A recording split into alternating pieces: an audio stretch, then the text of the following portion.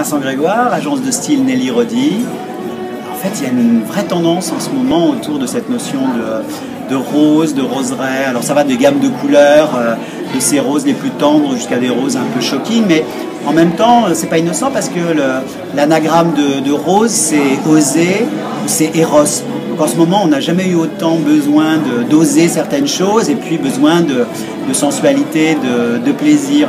Donc cette tendance, on la retrouve aussi bien dans la mode avec des influences de graphisme, de rose, bien sûr les couleurs, bien sûr des touchés qui sont des touchés peau de pêche ou des touchés comme des pétales de rose. Et puis dans la cosmétique, que ce soit en termes d'ingrédients, en termes de gamme de couleurs aussi, de maquillage, on retrouve cette influence roseraie. Alors ça va de la roseraie un peu charme, un petit peu rétro, jeune fille en fleurs, assez délicate, parce qu'il y a un besoin de délicatesse, parce qu'il y a un besoin de douceur, certainement dans ce monde de brut que l'on vit, mais aussi une rose d'ailleurs, une rose du Moyen-Orient, une rose de Damas, une rose de Syrie, une rose indienne, un rose indien, quelque chose qui voyage, quelque chose qui nous emmène un petit peu plus loin, donc un peu surprenant. C'était aussi souvent un symbole utilisé par les surréalistes, donc dans des tendances plus graphiques, on le retrouve aussi.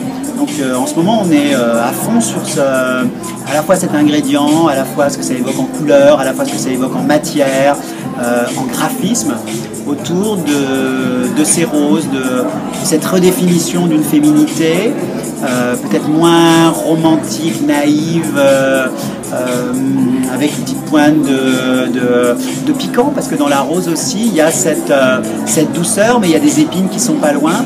Et certainement que les jeunes femmes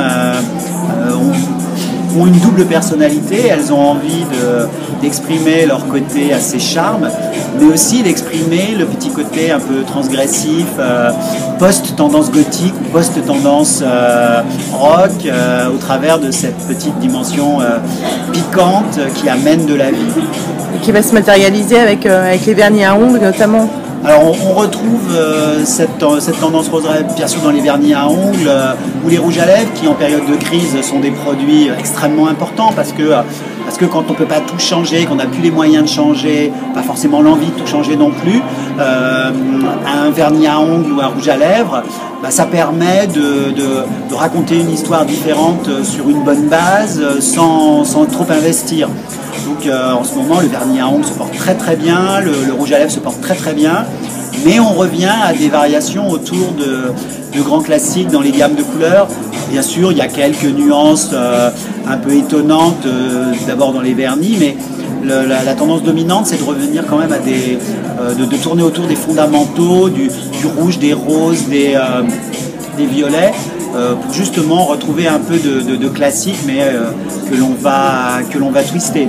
Le rose, on le retrouve aussi en notes florales, en notes olfactives, dans la parfumerie.